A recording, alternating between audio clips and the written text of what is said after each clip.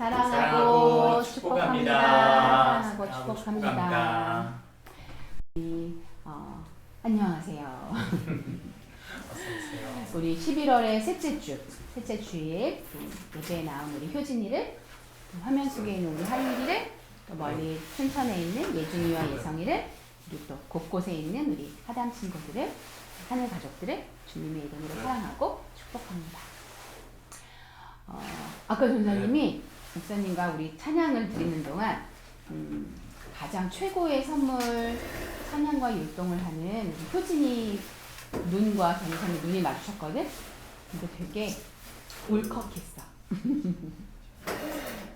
율동으로 함께 하나님을 찬양하는 우리 효진이 마음이, 모습이 너무 예뻤어요. 축복해요. 고마워요. 우리는 지난주 은색 하늘 가족들과 함께 가을 홈트를 다녀왔어요. 우리 밤에 세류천을 향해 우리 함께 걸어왔던 거 기억하죠? 이 밤에 우리 효진이랑 같이 손 붙잡고, 또 우리 오빠들과 함께 집사님들과 함께 간사님과 멘토님들과 함께 목사님과 함께 걸어갔다 오는 이 시간이 되게 행복했던 것 같아. 이런 행복했던 우리 하늘가족들과의 추억을 또 하나 우리 마음에 담게 된 시간인 것 같아요. 이런 함께했던 시간들, 그렇지만 우리 조금 힘들었던 시간도 있었어요. 하지만 그 시간 때문에 오히려 더 우리가 서로를 사랑하고 마음에 품을 수 있었던 시간인 것 같아요. 우리 가을에 이제 다음 주부터는 영하의 날씨래. 엄청 추워진다고 하거든. 비염과 감기로 여전히 고생하고 있지만 더욱 건강하기를 기도하고 우리 몸을 잘 보호했으면 좋겠어요. 자, 오늘의 하단 말씀을 시작하겠습니다. 자, 효진아, 이 뼈 많이 봤던 뼈지? 이거 뭐야? 응? 치킨뼈. 맞아. 치킨뼈. 이 치킨뼈는 누구의 뼈일까요? 닭이야. 맞아. 꼬꼬대 닭의 뼈예요. 저희 집에도 이 한 주에 이 치킨 닭뼈가 엄청 많이 나와요. 이 닭뼈가 의미하는 건 뭐지?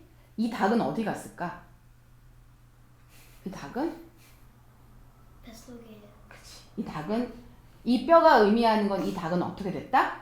없어졌다. 없어졌다? 없었다는 뭔가? 죽었다. 마음이 아프지만. 뼈를 보면서 우리는 닭뼈를 뜯으면서, 치킨을 너무 맛있게 먹으면서 쌓여있는 닭뼈를 보면서, 이 닭은 사람들을 위해 맛있게 튀겨졌구나. 이런 생각들을 하게 될 거예요. 왜 전도사님이 아침에 이 뼈 얘기를 하십니까? 오늘 성경에 나오는, 에스겔 성경에 나오는 말씀에 뼈 이야기가 나와요. 물론 치킨뼈도 아니고 오늘 나오는 뼈는 사람의 뼈예요. 에스겔 선지자가 하나님의 영에 이끌려, 하나님이 이끄셔서 환상, 꿈과 같은 실제인지 아닌지 환상을 보면서 일어난 이야기를 오늘 말씀 속에서 하나님이 우리에게 뭐라고 말씀하시는지, 이 뼈들을 통해 하나님이 우리에게 어떤 이야기를 하시는지 우리 함께 들어볼게요. 하나님의 영에 이끌려 에스겔 선지자는 골짜기는 이렇게 마을이나 이런 데 있는 그런 곳이 아니라 산과 산 사이에 있는 그런 골짜기로 하나님의 영이 이끌어 가셨어요. 그곳에 갔는데 지금 뭐가 있는 것 같아? 뼈들이. 이 뼈들은 사람의 뼈예요. 그럼 이 의미는 무슨 의미지? 이곳에서 많은 사람들이 죽었다는 의미예요. 그런데 마을도 아니라 골짜기 안에 있는 이 뼈들의 의미는 죽임을 당하거나 또는 전쟁을 치르다가 죽은 사람들의 뼈라는 생각을 우리는 하게 될 거예요. 이런 수많은 뼈들을 보면서 하나님, 에스겔이, 사실 우리가 이런 뼈들을 보면, 사람의 뼈를 보면 우리 마음에 어떤 마음이 들까? 잔인하다, 또 무섭다, 두렵다, 이런 생각이 들겠지. 그런 에스겔 마음에도 아마 그런 마음이 들지 않았을까 싶어. 그런데 하나님께서 에스겔에게 이르시되 또 내게 이르시되라는 건 하나님이 에스겔에게 이 뼈들을 보면서, 근데 그 뼈들이 그냥 뼈이면서도 너무 말라서 오래된 뼈들인 거야. 오래도록 거기에 있었던 마른 뼈들. 그러니까 이 뼈들을 보면서 너는 이 모든 뼈에게 대언하여 이르기를, 누구를 대신해서 말하라고 하시냐면 하나님이신 온 세상의 왕이신 하나님을 대신해서 에스겔에게 말씀하시는 거야. 따라해보자. 너희 너희 마른 뼈들아 마른 뼈들아 여호와의 말씀을 여호와의 말씀을 들을지어다. 들을지어다. 효진아, 뼈가 죽은 사람이잖아. 그치? 죽은 거지. 근데 그 뼈들이 귀가 있어. 들을 수 있어? 없어? 들을 수 없지. 그런데 하나님은 에스겔 선지자를 통해 이 마른 뼈들에게 여호와의 말씀을 들어라 라고 말씀하는 거야. 우리 생각으로는 이해할 수 없고, 이거는 도대체 무슨 일이지? 하나님, 뼈들한테 말을 하라고요? 이런 생각을 가질 수 있었지만 에스겔은 순종했을까 안 했을까? 순종했어.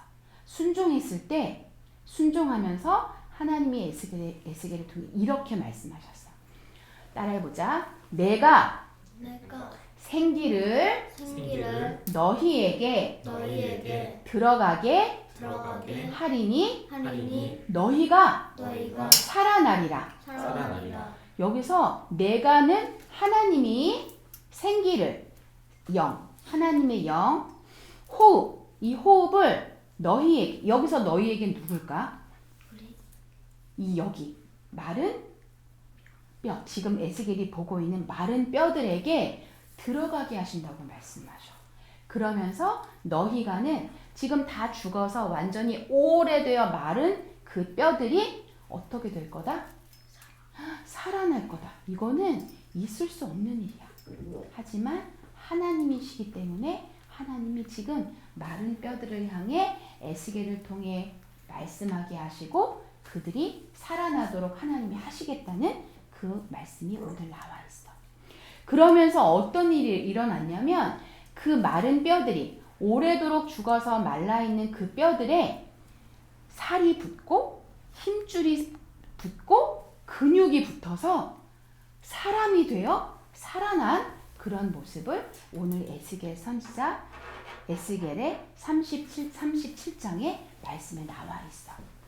우리가 이 말씀을 통해 하나님은 우리에게 이렇게 말씀하셔. 따라해볼까? 하나님은 그의 백성을 살리시는 분이셔. 좀 더 가깝게 얘기하면 하나님은 나를 살리시는 분이셔. 하나님은 주의 자녀를 살리시는 분이셔. 효진아, 그러면 요 앞에 살리기 전에 어떤 상황이 되어야 살리게 되는 거지? 어떤 상황이 있을 때 살리는 거야 라고 말하지?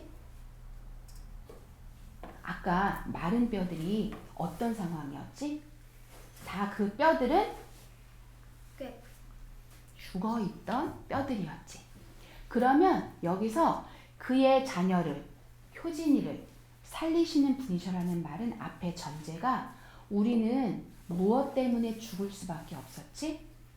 우리 예수님을 모를 때 우리는 무엇 때문에 지옥에 갈 수밖에 없고 죽을 수밖에 없었던 사람들이었어. 무엇 때문에? 죄 때문에. 하나님을 모르고 하나님을 믿지 않는 세상에 많은 죄로 인해 죽어가는 사람들이 있어. 그리고 효진이도 우리 모두도 원래는 죄로 인해 죽을 수밖에 없었던 죄인이었어. 그런 효진이에게, 그런 전도사님에게, 그런 우리에게 하나님이 구원을 베풀어 주신 거야. 예수님, 십자가를 통해 부활하신 예수님을 통해 우리가 요즘에 매일 큐티 말씀을 통해 사도 바울 선생님이 많은 사람들에게 감옥에 갇혀 있는 중에도 예수님은 당신들을 위해 죽으셨다 살아나셨습니다 라고 그 복음을 전하고 계시지. 그 복음이 효진이에게도 전해지고 전도사님에게도 전해지고 우리 모두에게 전해져서 그것을 믿는 우리가 죽을 수밖에 없는 우리가 살아나게 된 거야. 효진이가 죽을 수밖에 없었는데 살아나게 된 거고 전도사님이 죽을 수밖에 없었는데 살아나게 된 거야. 우리 하율이가 죽을 수밖에 없었는데 살아나게 된 거야. 그것이 바로 하나님의 사랑이고 하나님의 은혜라는 거. 그래서 오늘 에스겔이 그 환상 가운데 본 그 마른 뼈들은 유다 민족들이거든. 지금 바벨론의 포로로 끌려가 있는 노예로 끌려가 있는 그 이스라엘 백성들을 향해 너희들 이렇게 마른 뼈와 같이 죽은 것처럼 지금 죽은 너희들이지만 내가 너희를 살릴 거야. 내가 너희를 회복할 거야 라고 하나님이 주시는 약속의 말씀이야. 오늘 이 말씀을 통해서 우리가 이번 한 주도 기억했으면 좋겠어. 혹시 효진이가 한 주를 지내는 동안 눈물 흘리는 순간이 있을까 없을까? 있겠지. 마음 아파서 외롭고 속상하고 화나고 힘든 상황이 있을까 없을까?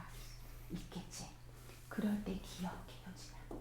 그럴 때 하윤아 기억해. 그럴 때 민경아 기억해. 누가 너와 함께 하셔? 하나님, 예수님이 너와 함께 하셔.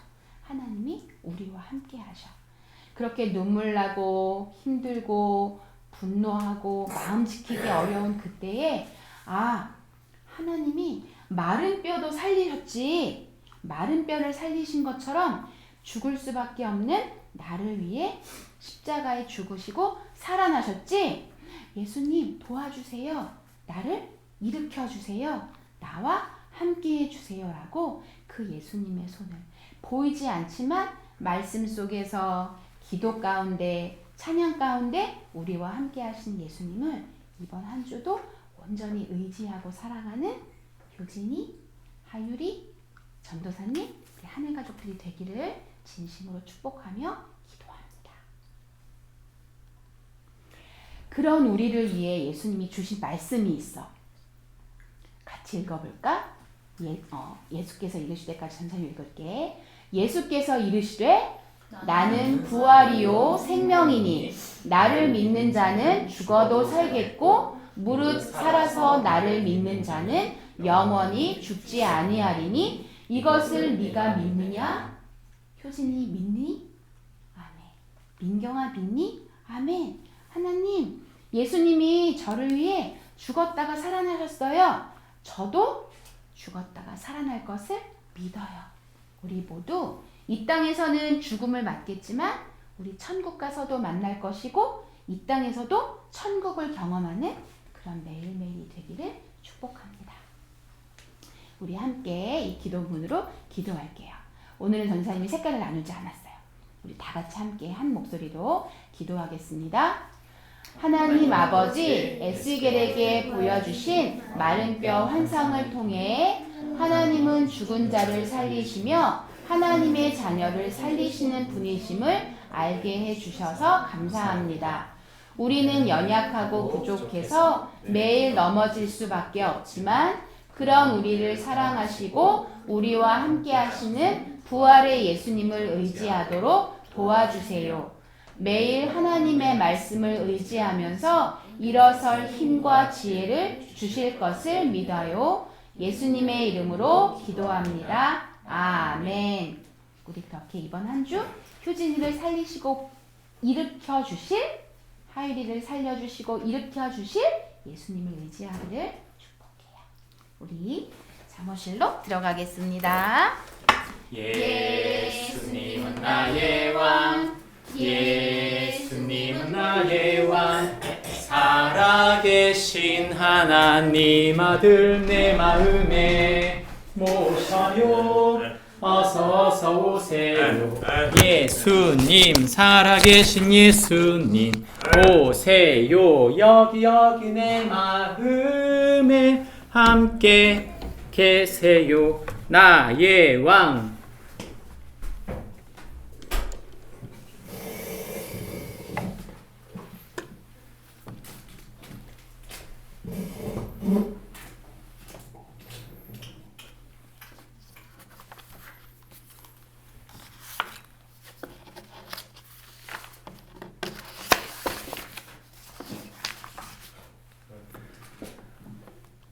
우리는 이 땅을 살아가는 동안 원튼 원치 않든 누군가와 갈등하며 살게 되어 있습니다. 삶의 배경이 다르고 또 생각이 다르고 또 경험이 다른 사람들이기 때문에 우리는 각자 나름대로의 생각을 이야기하는 동안 서로 그 생각 때문에 서로 상처가 되고 서로 힘든 일들을 경험하며 사는 거죠. 퀴즈 하나를 내볼까요? 자, 이 속담을 한번 내볼 텐데 무슨 뜻인지 한번 맞춰보십시오.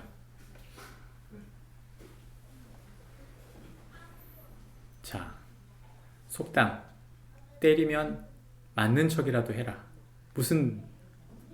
어떤 상황 때 쓰는 거죠?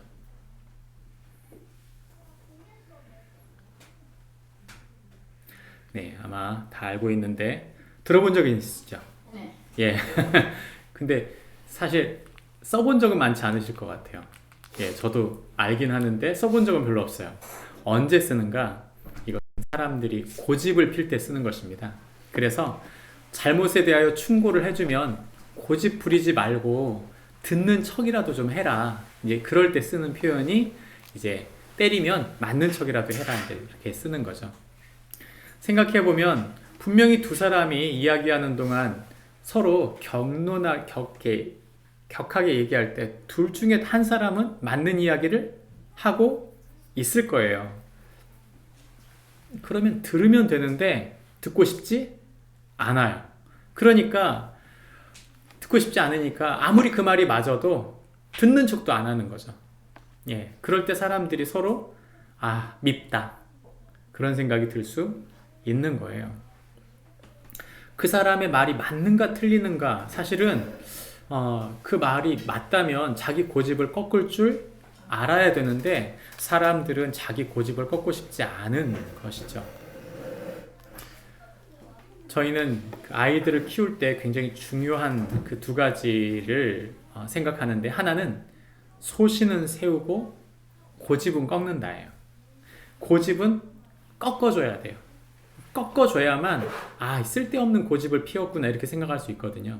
근데 아이가 고집을 피우면서 소신을 꺾는다면 이 아이는 바르게 킬 수 없는 것이죠. 소신을 키우고 소신을 굳게 하고 고집을 꺾는다는 게 쉬운 일이 아닙니다. 소신과 고집이 뭘로 나타나냐? 고집이란 과거의 성공에 매몰된 생각, 내가 고착화된 잘못된 생각, 그것에 대해서는 깰 줄 알아야 되고 또 미래의 가능성을 향한 열린 생각, 내가 이것은 앞으로도 맞는 이야기고 이것은 어디에 갖다 놔도 맞는 것이다 하는 것은 붙잡아야 된다는 거죠. 소신은 세우고 고집을 꺾어야 되는데 세상은 오히려 소신은 점점 없어지는 것 같고 고집은 점점 세지는 것 같은 생각이 들어요.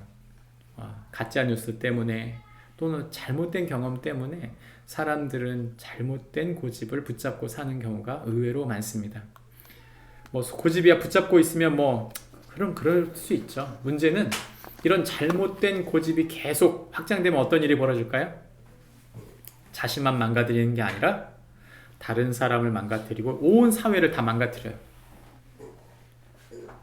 자기 고집, 틀렸는데도 불구하고 끝까지 아니라고 말하는 사람들, 거짓말을 하는 사람들.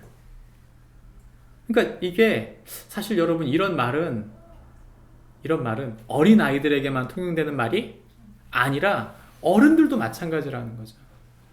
어른들도 쓸데없는 고집을 부리는 경우가 있어요. 아니요. 아주 많은 것 같아요. 요즘에 보면 많이 배운 사람들이, 굉장히 높은 사람들도 그런 자기 고집 때문에 나중에는 더 큰 일을 당하는 경우를 보게 되는 거죠. 중요한 것은 이것입니다. 세상은 사실 고집을 피우고 있어요. 뭘 고집 피우고 있냐? 성경은 이렇게 말합니다. 죄를 고집 피우고 있어요. 여러분 좋은 걸 고집 피운다면 상관없지만 죄를 고집 피운다면 자기가 망가뜨리고 다른 사람을 망가뜨리고 온 세상을 망가뜨리게 되는 거죠. 우린 지금 그런 세상을 살고 있습니다. 그렇다면 죄를 고집하고 있는 세상 어떻게 살아야 될까요? 어떻게 살려야 할까요? 하나님은 과연 이 죄를 고집하는 세상을 어떻게 바꿔가기를 원하실까요? 오늘 우리는 그에 대한 해답을 성경에서 찾아보기를 원합니다. 성경 말씀은 에스겔서 33장 10절부터 12절 말씀인데 나누어서 읽습니다. 그런즉 인자야 너는 이스라엘 족속에게 이르기를 너희가 말하여 이르되 우리의 허물과 죄가 이미 우리에게 있어 우리로 이 가운데에서 쇠퇴하게 하니 어찌 능히 살리요 하거니와 너는 그들에게 말하라 주 여호와의 말씀이니라 나의 삶을 두고 맹세하노니 나는 악인이 죽는 것을 기뻐하지 아니하고 악인이 그의 길에서 묵혀 떠나는 것을 기뻐하노라 이스라엘 족속아 돌이키고 돌이키라 너희 악한 길에서 떠나라 어찌 죽고자 하느냐 하신다. 함께 읽습니다. 인자야 너는 내 민족에게 이르기를 의인이 범죄하는 날에는 그 공의가 구원하지 못할 것이요 악인이 돌이켜 그 악에서 떠나는 날에는 그 악이 그를 엎드려뜨리지 못할 것인즉 의인이 범죄하는 날에는 그 의로 말미암아 살지 못하리라. 아멘. 우리가 읽은 성경 본문 말씀을 한마디로 조리면 이렇게 말할 수 있습니다. 같이 읽어볼까요? 시작. 성도는 악인이라도 회개하고 돌아오게 하시는 하나님을 믿는 자이다. 성도는 악인이라도 회개하고 돌아오게 하시는 하나님을 믿는 자이다. 하나님은 악인을 버리시는 분이시다. 아니에요. 하나님은 악인이라도 돌아오게 하는 것을 기뻐하시는 분이시다. 우린 그걸 믿어야 된다는 거죠. 여러분, 악이라고 하는 것이 그저 굉장히 멀리 있다고 생각하지만 성경이 말하는 악은 다른 게 아닙니다. 배반을 뜻해요. 배반, 배신, 누군가를 실망시키는 것 또는 누군가를 등지는 것을 뜻하죠. 여러분은 등져본 적 있으세요? 누군가를? 사실 사람은 등지는 존재라고 말할 만큼 사랑하다가도 등지기도 해요. 생각해보면 모든 사람들은 자기 죄와 그런 고집으로 서로가 서로를 등지는 존재라는 거죠. 그런데 우리가 무엇보다 큰 악은 하나님을 등지는 것입니다. 난 지금 하나님 사랑하니까 괜찮아. 아니요. 저와 여러분도 예수님 믿는다고 하면서 하나님 뜻대로 살지 않을 때가 많잖아요. 많아요, 우리도. 그러면 그렇게 따져보면 우리도 악인이에요, 사실은. 그 악의 척도로 따져보면. 다만 우리가 믿는 것은 그것입니다. 악인이라도 회개하면 하나님은 용서하는 분이시다. 우린 그걸 믿어야 된다는 거죠. 그런 의미에서 예수님은 믿고 안 믿고 그걸로 따진다는 것이 어려워요, 사실. 그런 의미로 봐야 됩니다. 하나님은 모두 돌아오기를 원하신다. 이것이 오늘 성경이 하고 있는 말인데 하나님은 이렇게 말씀하시는 이유가 뭐냐면 하나님이 에스겔을 세워서 이스라엘이 하나님 앞에 돌아오기를 그를 파수꾼으로 세워서 돌아오기를 원하신다는 것이죠. 파수꾼이 뭡니까? 파수꾼은 한 마을에 높은 망대를 세우고 가장 높은 곳에 그 사람을 세우는 거예요. 그래서 적군이 쳐들어오면 나팔을 부는 거죠. 그래서 이 마을이 위기를 당하지 않게 만들어주는 거예요. 그 위기를 극복할 수 있도록 준비할 시간을 벌어주는 사람입니다. 만약 파수꾼이 적군이 가까이 왔는데도 나팔을 부지 않았다면 무슨 일이 벌어질까요? 예, 모두 갑작스럽게 죽는 거예요. 하나님은 우리를 그런 파수꾼으로 세우셨다. 목사님, 제가 예수님 믿는 게 뭐가 나쁜가요? 나쁜 거 없어요. 우리는 증인으로 살아야 돼요. 어떤 증인이요? 예수님을 믿는 사람으로. 예수님은 살아계세요. 제가 예수님을 믿는 이유는 분명합니다. 저는 예수님이 살아계신다고 믿습니다. 우린 그걸 증인해 주는 거지? 아니요, 변호사 아니에요. 우린 변호사가 아니에요. 그 사람을 완전히 믿게 할 만큼 내가 설명할 수는 없어요. 우린 그런 변호사 아닙니다. 우린 하나님을 변호할 만큼 뛰어난 능력이 없어요. 다만 내가 경험한 하나님, 내 기도를 들으시고 응답하신 하나님, 나를 만나주신 하나님은 증거할 수 있다는 거죠. 그거 얘기하는 겁니다. 자, 오늘 우리가 에스겔서를 보게 되는데 에스겔서에 오늘 우리가 보게 되는 내용은 33장부터 37장까지의 내용입니다. 이 이야기는 이스라엘을 회복해 가시는 하나님에 대한 이야기인데 하나님은 이스라엘을 심판하셨습니다. 그리고 하나님은 새로운 소망을 주기 원하세요. 근데 이스라엘이 지금 무슨 생각을 하고 있느냐? 어떤 상황 가운데 있냐면 자신들이 지금 포로로 끌려올 때 1차, 2차, 3차로 끌려왔잖아요. 그러니까 하나님이 예루살렘이 멸망할 때 한 번 망하고 한꺼번에 끌려온 게 아니라 끌려갈 때도 1차, 2차, 3차로 끌려갔고요. 돌아올 때도 1차, 2차, 3차로 나누어서 돌아왔어요. 에스겔서는 바벨론에 있는 이스라엘 백성들이 지금 1차로 끌려간 사람들입니다. 근데 이 사람들의 기도가 뭐예요? 하나님, 이스라엘이 회복돼서 우리가 포로에서 빨리 돌아가게 해주세요. 이게 그들의 기도였던 거죠. 근데 이미 우리는 알고 있어요. 이미 예레미야서를 우리가 공부했기 때문에 이미 이스라엘 백성이 끊임없이 들었던 얘기가 있습니다. 그건 뭐냐면 너희가 바벨론에 잡혀가서 몇 년 동안 있어야 된다? 70년 동안 있어야 된다는 걸 이미 다 그들 알고 있어요. 이미 예레미야한테 다 들은 거죠. 근데 이들이 70년 있으라고 말했는데 한 5년, 6년 지났는데 있고 싶어요? 안 있고 싶어요? 누구든지 포로 생활하고 싶지 않죠. 예, 여행도 하루 이틀이지 한 달, 2달 넘어가면 여러분 집 생각밖에 안 나요. 근데 하물며 지금 5년, 6년 지나니까 집으로 돌아오고 싶은 생각이 가득하겠죠. 그들의 기도는 이거예요. 예루살렘이 온전히 회복되게 해주세요. 그리고 그들이 이제 바벨론을 멸망시키고 우리를 돌아갈 수 있도록 하나님 그렇게 도와주세요. 근데 하나님이 지금 에스겔을 통해 전하는 메시지는 뭐예요? 뭐 할 거다? 여기를 예루살렘을 망하게 할 거다. 그게 메시지인 거예요. 그러니 그 메시지 듣고 싶어요? 듣고 싶지 않아요? 여러분 자기 집 무너뜨린다고 그러는데 좋아할 사람이 누가 있어요? 하물며 내 나라가 망한다는데 좋아할 사람이 누가 있습니까? 그러니까 에스겔을 핍박하는 게 너무 당연하죠. 하나님은 다른 계획을 세우고 계신 거예요. 하나님 지금 당장 우리가 잘 되게 해주세요. 아니요. 하나님 그 기도 듣지 않고 너희가 잘 훈련받아 온전히 하나님만 바라보는 하나님 백성 되어지기를, 너희의 인격과 삶이 진정으로 하나님을 소망하는 사람이 되어지기를, 그것이 바로 하나님 계획인데 이들은 빨리 내 기도가 들어져서 집으로 돌아가는 것을 바랬던 것이죠. 우리의 진정한 소망은 하나님이지 로또 맞는 게 아니에요. 내 삶이 잘 되는 거, 여러분 우리 기도 제목 좋은 것이지만 그거 안 들어주실 수 있어요. 그게 본질이 아니라는 거죠. 하나님이 우리의 본질이라는 거예요. 그런 의미에서 하나님의 주인 되심을 인정하고 하나님이 영원토록 우리를 구원하실 것이다, 우리가 그걸 바라보는 것이 우리의 삶이어야 하지, 내가 지금 잘 되는 것, 내 기도를 당장 들어주는 것, 우리가 그것에 목매어 산다면 우리 예수님 잘못 믿고 있는 것입니다. 우리 속엔 그런 고집이 있어요, 없어요? 있어요. 하나님 빨리 내 기도 들어주세요, 이런 고집 있을까요, 없을까요? 우리 속에 있어요. 그 고집 있잖아요. 근데 하나님은 우리에게 내 욕망에 대한 고집, 내가 빨리 기도가 이루어져야 된다는, 내가 원하는 것을 이루어 달라고 하는 그 고집을 내려놓고 하나님의 긴 하나님의 계획을 바라볼 줄 알아야 된다는 것입니다. 우리가 다시 한번 질문해 봅니다. 죄를 고집하는 세상을 어떻게 살릴까요? 하나님은 세 마디로 이렇게 말합니다. 첫 번째, 악인을 돌이켜 살기를 원한다. 하나님은 악인이 돌이켜서 살기를 원하신다.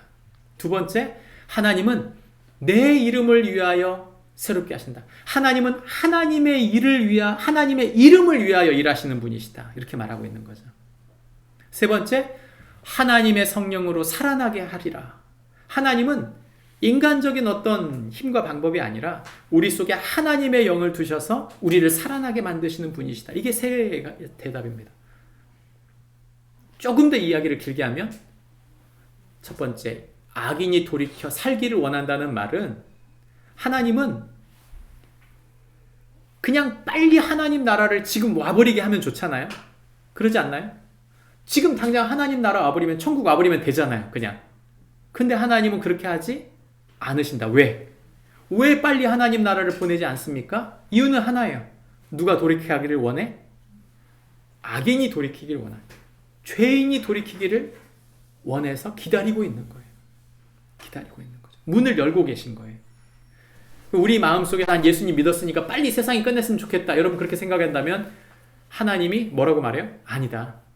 너 한 사람이 아니라 네 뒤에 있는 수많은 사람들이 뒤에 서 있다. 그들에게 기회를 주고 싶다고 하는 거죠. 그래서 우리를 파수꾼으로 쓰고 싶다. 이렇게 말씀하시는 거예요. 두 번째, 내 이름을 위해서 난 새롭게 하겠다. 하나님, 저는 마음 지키기가 너무 어려워요. 제가 못할 것 같아요.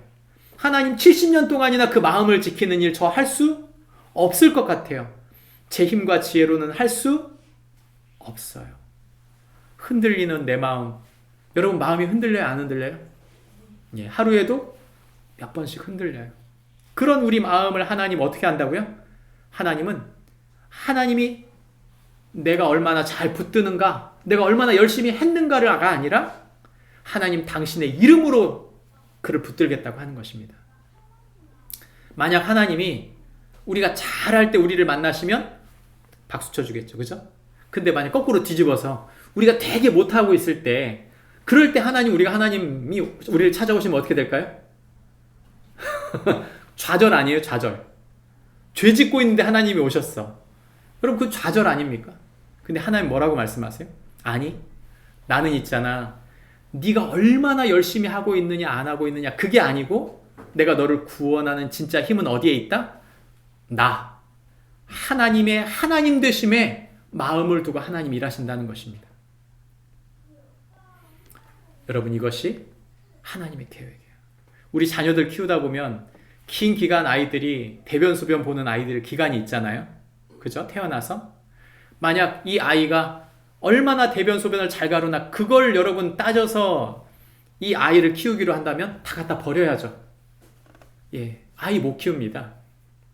이 아이의 기저귀를 가는 것은요, 이 아이가 얼마나 대변을 잘 보느냐 못 보느냐에 있지 않아요.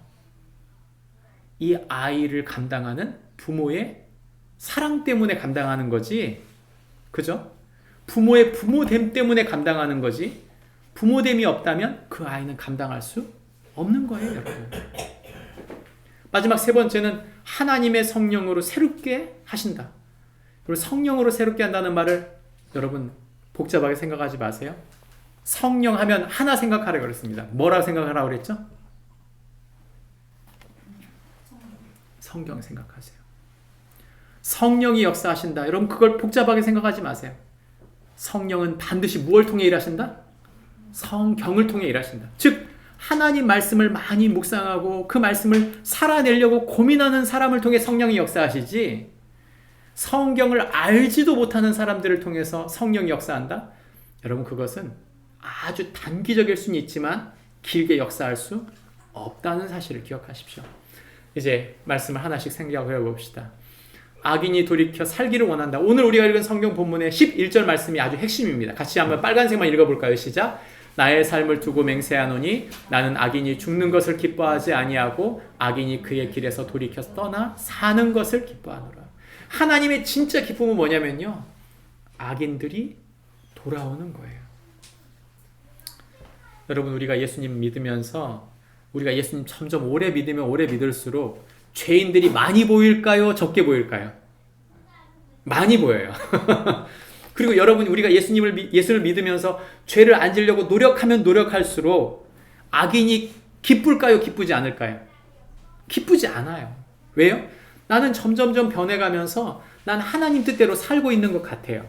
근데 저 사람 보니까 예수님 안 믿는 악인이에요. 보고 싶어요? 보고 싶지 않아요? 보고 싶지 않죠. 근데 하나님이 놀라운 말을 우리에게 하는 거예요. 뭐냐면 기다려라. 나는 누가 살기를 원한다? 누가 살기를 원해요? 악인이 살기를 원한다고 말씀하는 거죠. 여러분, 그 두 탕자 이야기 알잖아요? 유산 받아서 도망간 둘째 아들. 근데 탕자가 집안에 또 하나 있어요. 누구예요? 첫째도 탕자예요. 왜냐? 아버지하고 같이 있지만 이 아버지의 마음은 몰라주면서 끊임없이 동생 욕하는 탕자 아닙니까? 둘 다 탕자예요, 사실은. 그러니까 하나님이 누구를 위해 자기의 모든 걸 줬어요? 누구를? 모두를 위해 줬어요. 근데 우리는 착각을 하고 있어요. 첫째를 위해서는 주지 않았다. 아니에요. 첫째 위해서도 모두 줬어요, 사실은. 이 아버지가 하는 말이 그거 아닙니까? 누가복음 15장에 보면 나는 내가 갖고 있는 거 모든 다 네 거 아니냐 그렇게 말하잖아요. 그 첫째에게도 모든 다 줬어요. 근데 만족하지? 아버지의 사랑으로 만족하지 않고 물질로 만족했기 때문에 둘째 들어올 때 둘째를 받아준 아버지가 그게 미운 거예요. 그게 아버지의 마음으로 들어가는 것이 아버지를 사랑하고 둘째를 사랑하는 것이 하나님의 뜻이지 유사한 생각하고 있는 건 하나님의 뜻이 아니라 말이죠. 오늘 우리가 바로 보는 성경이 그 얘기하고 있는 것입니다. 하나님은 악인이 망하지 않고 회개하기를 원해요. 그래서 에스겔을 파수꾼으로 세웠다 이렇게 말하고 있는 것입니다. 여러분, 하나님은 우리를 파수꾼으로 세우시는 분이에요. 여러분, 파수꾼이 좋은 자리일까요? 좋지 않은 자리일까요? 좋지 않은 자리예요. 사실은 좋지 않은 자리. 왜요? 누군가를 살려야 되는 자리잖아요. 누군가를 불쌍히 보는 자리예요. 누군가 불쌍히 보는 자리. 우리 가족 중에 지지리궁상 있어요, 없어요? 예, 있어요. 우리 가족 중에 지지리궁상 하나씩은 있잖아요. 그게 나일 수도 있어요. 나일 수도 있어요. 여러분, 가족 중에 모나지 않은 사람이 어디 있나요? 응? 가족 중에 모나지 않은 사람이 어디 있어요? 여러분, 우리는 지지리궁상 아닐 때 있나요? 우리도 죄인일 때 있잖아요. 하나님은 이렇게 말하는 거예요. 그런 우리를 통해 그런 사람들을 품어 가야 한다. 하나님은 아브라함을 세웠어요. 아브라함을 파수꾼으로 세운 거죠. 그러니까 아브라함을 하나님이 뭐라고 말하냐면 이렇게 말한 거죠. 복덩이. 따라서 해볼까요? 복덩이. 하나님은 우리를 복덩이로 세우는 분이에요. 복덩이로. 우리는 어디 가나 누구에게나 복덩이입니다. 근데 모든 사람들이 다 복덩이라고 보지는 않아요. 우리 빨간 글씨 읽어볼까요? 시작. 너를 축복하는 자에게는 내가 복을 내리고 너를 저주하는 자에게는 내가 저주하리니 땅의 모든 족속이 너로 말미암아 복을 얻을 것이라. 예. 성경은 정확히 창세기 12장 3절은 우리에게 이렇게 말합니다. 세 단어. 너는 복덩이. 너희 집안에 너는 복덩이야. 너 때문에 그들이 하나님을 알게 될 거고 너 때문에 그들이 하나님께서 복을 그들에게 주실 거야. 너는 있잖아. 그들을 사랑하기만 해. 너는 그들을 미워하지 마. 내가 다 채워줄게. 여러분, 하나님은 우리에게 그렇게 말씀하시는 분이에요. 이렇게 말씀하시는 분은 하나님 아버지만이 아니라 예수님도 그렇게 말씀하셨어요. 예수님의 제자들에게 이렇게 말합니다. 너희가 전도하러 갈 때 어떤 성이나 마을에 들어가든지 그 중에 합당한 자가 있다. 합당한 자를 찾아내어 너희가 떠나기까지 거기에 머물라. 또 그 집에 들어가면서 평안하기를 빌라. 그 집이 이에 합당하면 너희 빈 평안이 거기에 임할 것이고 만일 합당하지 않으면 그 평안이 너희에게 돌아올 거야. 그리고 누구든지 너희를 영접하지도 아니하고 너희 말을 듣지도 아니하거든 그 집이나 성에서 나가 너희 발의 먼지를 뭐하라? 떨어버리라. 다시 말하면 이것입니다. 너희 있잖아. 많이 축복해줘. 섬겨주고 사랑해주고 최선을 다해주려. 근데 그가 그걸 받아들이지 않으면 그 모든 네가 했던 축복을 누구에게 돌려줄 거야? 누구에게 준다? 너에게 돌려줄게. 네가 최선을 다해서 사랑해주고 최선을 다해줬는데 그가 받지 않는다면 그 모든 축복을 누구에게 주겠다? 너에게 줄게. 미워하지 마. 깨끗하게 네 책임을 다해. 그리고 받지 않아도 기쁘게 생각해. 왜냐하면 내가 너에게 채워줄게. 약속한 것입니다. 여러분, 우리 책임을 다했는데 받지 못하는 경우 있어요, 없어요? 있잖아요. 그죠? 나는 그에게 선물했는데 그는 나에게 선물을 주지 않을 수 있어요. 그때 실망하지 마세요. 당신은 누구이기 때문에? 복덩이이기 때문입니다. 예수님의 제자라는 말은 바로 그거예요. 예수님의 제자로 섬길 때 열심히 섬겼는데 나에게 실망을 주는 사람이 있을 수 있어요. 하나님은 우리를 책임은 다하지만 받지 못했다고 낙심하지 않고 그런 복덩이로 하나님이 채워주실 것을 믿는 믿음의 사람으로 그런 파수꾼으로 서라고 말씀하시는 줄 믿습니다. 복덩이가 되십시오. 우리 옆 사람에게 인사할까요? 복덩이가 되십시오. 예, 여기 복덩이 4덩어리가 있네요. 저까지 5덩어리. 좋아요. 두 번째, 내 이름을 위하여 새롭게 하겠다. 성경은 우리에게 에스겔서 36장에서 이렇게 말합니다. 하나님이 36장에 가보면 하나님께서 이스라엘에게 새 영을 부어주시겠다 이렇게 말해요. 새 영을 부어주시겠다고 말할 때 이들에게 새 영을 부어준다는 말은 다른 말이 아닙니다. 하나님은 이방 나라의 조롱에도 불구하고 이스라엘 백성을 회복시키겠다고 말씀하고 있는 거예요. 그러니까 주변 사람들이 이렇게 말하는 거죠. 이스라엘 백성을 통해. 야, 예수 믿는다고 다른 게 뭐가 있어? 너희 예수 믿는다고 그러는데 내가 볼 때는 글쎄 내가 볼 때는 뭐 별반 다를 게 없는데 예수 믿는 너나 우리나 별반 다를 거 없고 하나님의 뜻이 이루어진다고 하는데 우리가 볼 때는 하나님 뜻이 이루어지고 있지 않은데 조롱거리가 되고 있는 거죠. 왜요? 이스라엘이 망했잖아요. 예루살렘이 망했어요. 그래서 이제 돌아갈 집이 없게 돼버린 거죠. 그러니까 주변 이 함께 포로로 끌려왔던 이 민족들이 이스라엘 사람들에게 손가락질을 하는 거예요. 야, 너네들 그렇게 기도했잖아. 그래가지고 너희들 집으로 돌아간다며. 뭐 포로에서 해방돼가지고 뭐 빨리 집으로 돌아갈 거라면서 그렇게 기도했잖아 너네들. 근데 이게 뭐야? 그게 아니게 된 거예요. 그러니까 손가락질을 하는 거죠. 여러분 근데 여러분 여기서 에스겔이 이스라엘 백성에게 하는 말입니다. 바로 뭡니까? 하나님은 우리를 반드시 회복시키실 것이다. 여러분 하나님이 일하는 방식을 모르면 우리 실망합니다. 이 실망하지 말아야 될 이유가 사무엘상 12장 22절에 쓰였어요. 이렇게 말합니다. 여호와께서는 너희를 자기 백성으로 삼으신 것을 기뻐하셨으므로 여호와께서는 그의 크신 이름을 위해서라도 자기 백성을 버리지 않으실 것이다. 여러분 우리 자신한테 실망할 때가 있어요 없어요? 예. 그때는 이런 생각이 들어요. 아, 내가 하나님이라도 나를 사랑하지 않을 것 같아. 내가 하나님이어도 나를 버릴 것 같아. 이런 생각이 들 때가 그럴 때가 있어요. 근데 하나님이 이렇게 말하는 거죠. 아니, 나는 너를 버리지 않아. 왜 버리지 않아요? 무엇 때문에?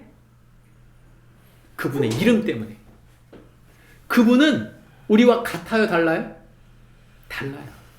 제가 예수님 믿다가 떠나는 많은 사람들을 보거든요. 근데 떠나는 사람들이 똑같이 말해요. 하나님 일하지 않는 것 같아. 내가 하나님이라도 날 버릴 것 같아. 아니, 하나님 일하지 않는 것 같아. 그리고 떠났어요. 수많은 사람이 그렇게 떠납니다. 이걸 동일시해요. 무슨 뜻이냐면 나와 하나님을 동일한 잣대로 보는 거예요. 착각이 아니에요? 엄청난 착각입니다. 성경은 말해요. 우리와 하나님은 같은 분이 아니다. 제가 하나님을 아버지로 모시는데 굉장히 힘들었어요. 왜 힘들었을까요? 저희 아버지의 이미지가 계속 떠오르니까 그게 너무 힘든 거예요. 근데 제가 하나님의 성경, 하나님의 말씀, 성경을 계속 보고 알면 알수록 하나님은 너무 크신 분이에요. 내가 알고 있는 내 아버지와는 비교가 되지 않는 그 하나님 아버지신데 제가 어느 순간 깨달은 거죠. 아, 하나님 아버지는 내 아버지 같은 하나님이 아니구나. 내가 생각하는 그런 하나님이 아닌 엄청나게 크신 하나님이라는 것을 깨닫게 난 다음엔 그 다음에는 마음을 놨어요. 그 다음에 마음을 놓았어요. 최근에 제가 아버지에게 전화를 했을 때 한번 제가 전화를 드린 적이 있거든요. 왜 전화했냐면 제가 제 사진을 보다가 제가 사진 찍는 거 좋아하잖아요. 사진 찍는 걸 좋아하는데 한 번은 진짜 제 아버지 얼굴하고 제 얼굴하고 판박이인 것처럼 느껴져서 그 사진 하나를 저희 아버지한테 보낸 거예요.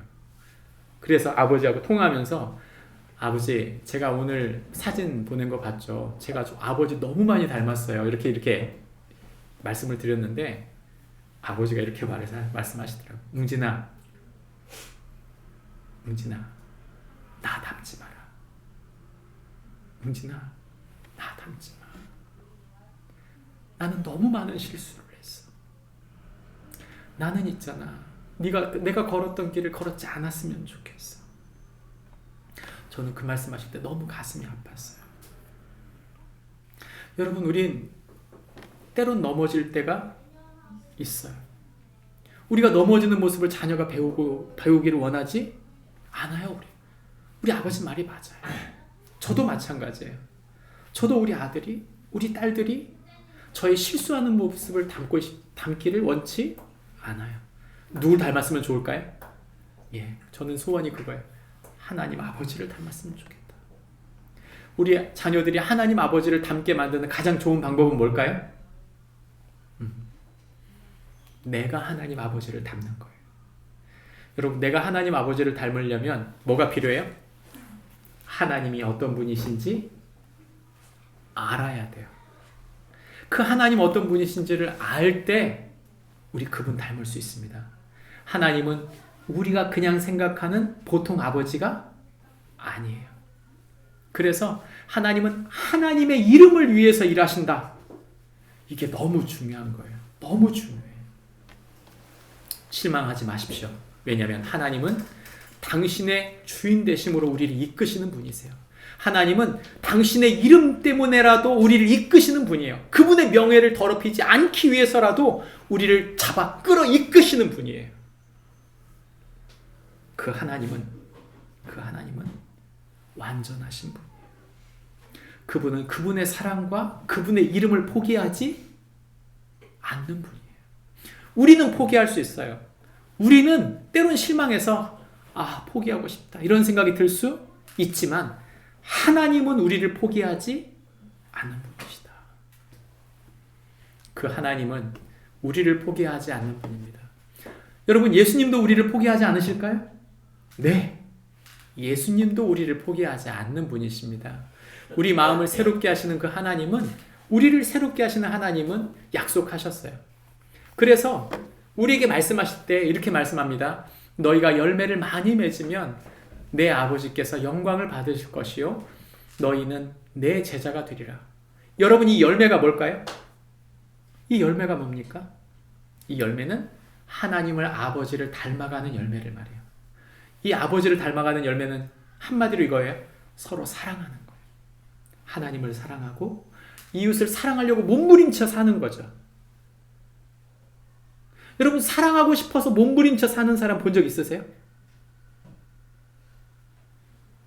저는 저와 여러분이 서로를 사랑하려고 더 애쓰는 사람이 되어지길 바랍니다. 그게 천국이에요. 그게 천국. 그게 하나님의 열매를 맺는 과정이죠.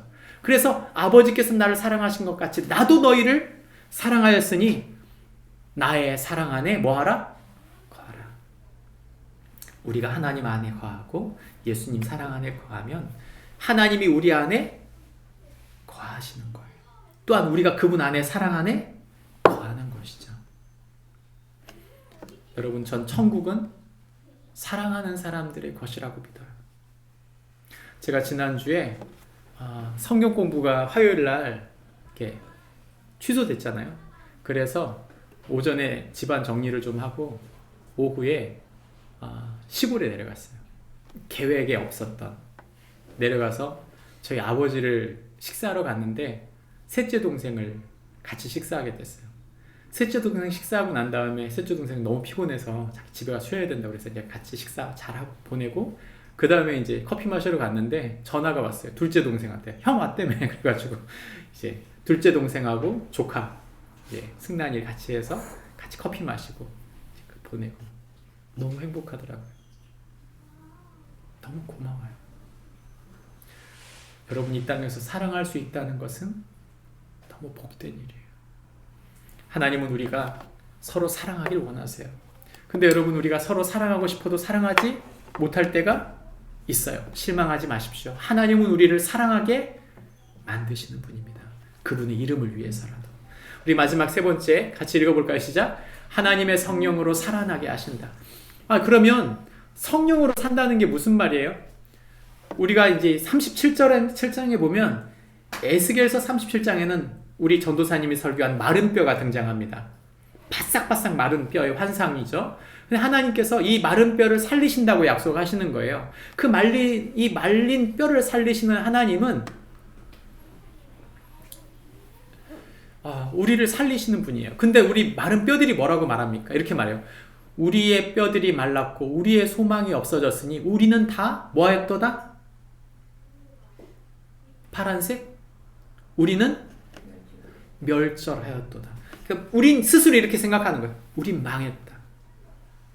우린 끝장이구나. 있잖아. 나는 이거 포기해야 될 것 같아. 난 도저히 못하겠는데? 그렇게 말하고 있을 때 하나님은 그들을 뭐하는 분이에요? 살리시는 분이라고 나와요. 너는 생기를 향하여 대언하라. 생기야 사방에서부터 와서 이 죽음을 당한 자에게 불어서 살아나게 하라. 생기가 살아나요. 여기서 말하는 생기는 성령이에요. 그 성령이 그들 안에 오게 될 때 그들이 살게 됐다. 성경은 말하는 것입니다. 죽음에서 살아나. 무덤에서 나오게 된 거죠. 14절에 내 영을 너희 속에 두어 너희가 살아나게 하고 내가 또 너희를 너희 고국 땅에 돌아가게 하겠다. 지금까지 그토록 바랐던 고국 땅으로 그들을 살아나게 해서 뭐 하겠다? 돌아가게 하겠다. 여러분, 이 남았던 이스라엘 백성이 지금 이스라엘 멸망했다고 하니까 뭐라고 말했어요? 망했구나. 다 끝났다. 이젠 더 이상 돌아갈 집이 없어졌다. 그래서 좌절하고 있는 그들에게 보여주는 환상이 바로 이 마른 뼈 환상인 거죠. 여러분, 우리가 하나님은 마른 뼈를 살리시는 분이시라는 것을 잊지 마세요. 우리는 끝났다고 하는 그 자리에서 하나님은 일하시는 분이시다. 저는 이 그림을 되게 좋아하는데 왜냐? 보면 흉측하죠. 흉측해요. 마른 뼈들이, 피부치들이 이 살아나는 이 환상은 표면적으로 볼 때 너무나 끔찍하죠. 근데 여러분, 이건 굉장히 소망이 있는 거예요. 여러분, 우리의 현실이 어때요? 저는 이 그림하고 똑같다고 봐요. 우리 주변에 사는데 사는 것 같지 않은 사람들이 얼마나 많습니까? 아침에 출근해 보면 수많은 사람들을 만나요. 그죠? 근데 얼굴이 막 웃고 있나요? 영원히? 표정이 없잖아요. 아무 표정이 없어요. 여러분은 어떠세요? 여러분 표정은 어떤가요? 저의 표정은 어떤가요? 정말 하나님을 찬양하고 하나님의 성령으로 충만한 축복이 있기를 바랍니다. 여러분, 우리는 사실 성령으로 충만해야 되는 사람들이에요. 성령으로 충만하다는 말, 이 말을 여러분 복잡하게 생각하지 마세요. 우리가 충만할 수 있는 이유는 딱 하나입니다. 예수님이 우리 마음에 오실 때만 충만할 수 있어요. 여러분, 어쩔 때는 우리가 막 찬양하다가 어쩔 때는 찬양이 멈춰설 때가 있어요, 없어요? 있잖아요. 언제 그런가요? 저는 믿습니다. 우리 속에 말씀이 묵상되고 하나님이 지금 나와 함께 계신다. 이러면요, 나도 모르게 흥얼거려요. 하나님이 함께 계시는 것을 나도 느끼고 찬양합니다. 내 표정이 일반적인 보통 사람들의 표정이 아니라 자연스럽게 내 마음속에 기쁨이 올라와요. 여러분, 그걸 감정적으로만 생각하지 마세요. 누군가를 섬기고 세우는 것이 기뻐요, 기쁘지 않아요? 기쁘게 해요. 그때는 성령이 함께 계시면, 말씀이 우리 안에 역사하시면 우리 자연스럽게 합니다. 예수님이 나의 왕이 되시면 기쁘게 하는 거예요. 근데 내가 여러분 고집 피우고 말씀의 소신으로 사는 게 아니라 내 고집을 피우면 우리가 어떻게 돼요? 내 고집을 피우면 나도 표정이 어두워지는 거예요. 나도 모르게 죽은 사람 표정이 되는 것입니다.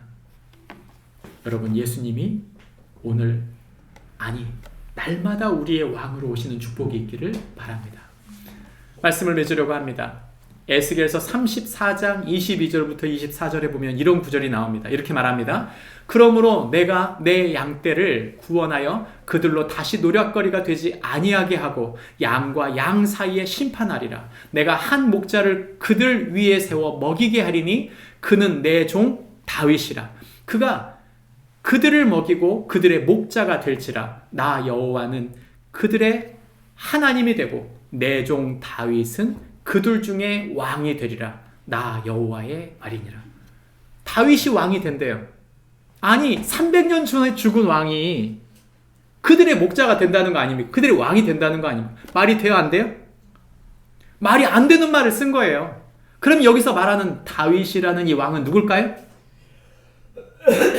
바로 다윗의 후손으로 오시는 누구요? 누구? 예수님입니다. 마태복음 1장 1절. 구약이 끝나고 400년이 지난 다음 신약이 시작되면서 마태복음 1장 1절이 말합니다. 아브라함과 다윗의 자손 누구의 세계라? 예, 맞았어요. 아브라함과 다윗의 자손 예수 그리스도의 세계라. 예수님이 우리의 그리스도 왕으로 오셨다.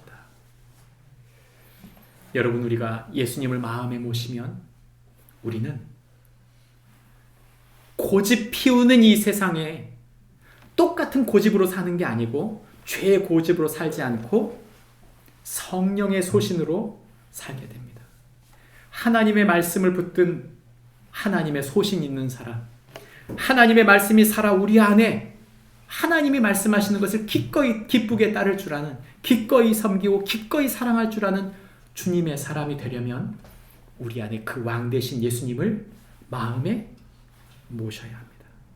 그 예수님을 날마다 순간마다 모시고 말마다 그 말씀을 따라가는 축복이 우리 안에 있으므로 그분의 영이 충만한, 그분의 성령이 마른 뼈를 살리는, 악인들을 회개하여 하나님의 사람 만드는 축복이 우리 모두에게 있기를 주님의 이름으로 축복합니다.